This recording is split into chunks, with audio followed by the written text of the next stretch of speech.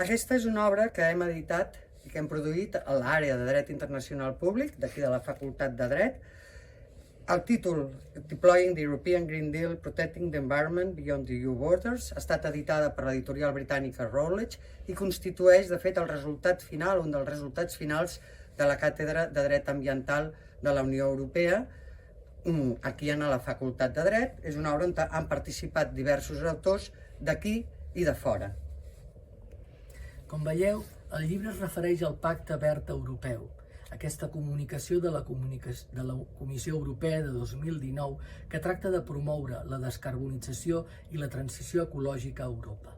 Ara bé, aquest llibre se centra en la vessant externa d'aquest pacte europeu, és a dir, com la Unió Europea tracta de promoure la descarbonització, la transició ecològica, un model econòmic més sostenible a escala mundial.